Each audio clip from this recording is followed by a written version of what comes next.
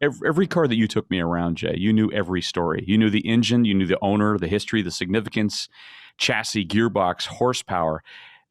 Some say that you know more about cars than most historians. I want to know where that passion came from. Well, I don't know if that I don't know if that's true. I mean, you know what you know. It's what I enjoy, and I enjoy reading the history of the automobile. Um, But you're rural Boston, right? And you're growing up. Were you into cars as a kid? yeah, I lived in a rural area about 20 miles south of the New Hampshire border, so it was different back then. Boys were expected to know how to fix lawnmowers and snowmobiles and go karts and that type of thing. You could. I remember when we were 11, we found a Renault 4CV, and we had 3.5 acres behind our house, and we fixed up this car and we'd drive around the backyard, and my mom would watch from the window. She's doing dishes or something. She just watches, and we just drive around in circles and do stuff boys do with an old car. I mean, now of course, the car would be taken away. My parents would be arrested. I'd be Arrested. in foster care because they to drive a car. But back then it was just a little bit different. It was here's how different it was. I think the high school had a gun club. Oh, You could bring your BB gun or a 22 and put it in a locker, and afterwards, okay, those days, that's just fire a never, few rounds in the back. yeah, that's never going to happen again.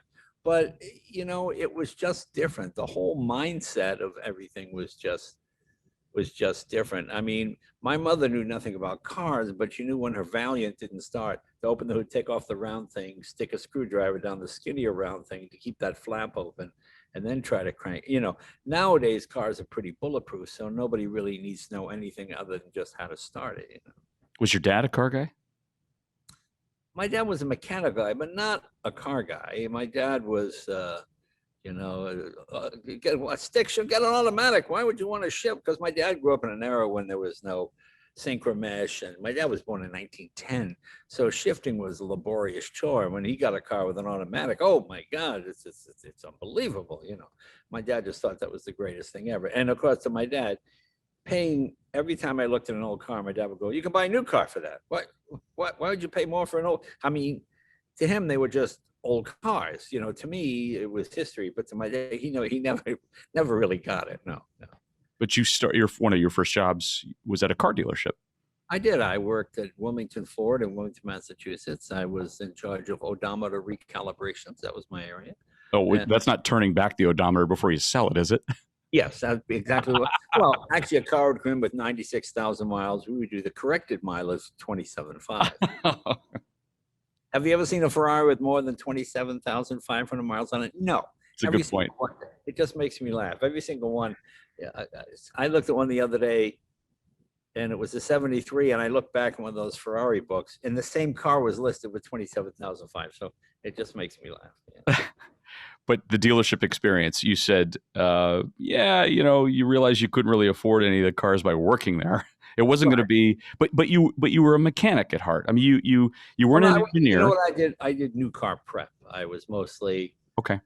polishing, cleaning, putting on license plates, maybe doing occasional oil change. So I was a kid in high school, so it was just fun working there and being in that automotive environment. I remember when I worked at Wilmington Ford, it was one of those acres of cars places in the back, and my job every night after work was to go out with a big screwdriver and take off all the hubcaps because kids would steal them because they'd be, and then next morning you have to go with a rubber hammer and put them all back on again.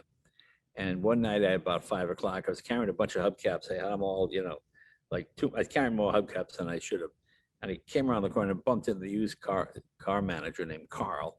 And hubcaps went everywhere. He goes, "You can't treat upright. You're fired." I go, "Well, you bumped into me." And he fired me. I was so ashamed that I got fired. I never told my parents. I pretended to go to work every day. But I wrote a letter to Henry Ford, and I got a list of the board of directors. I wrote to meet your letter. My dad's got a Galaxy. My mom's got a Falcon. I'm saving for a Mustang. I got fired unfairly. And my career with Ford Motor Company has been cut short for something I didn't do, blah, blah, blah. So 2 weeks later, Ben Restuccia, the owner of the dealership called me at home. He said, "Look, I don't know who you know in Detroit, but if you want your job back, come on back." Oh, okay, great. So I Wow. never told my parents that story until years later, but I mean, it was just funny. So then I felt a certain kinship with at that point. Yeah.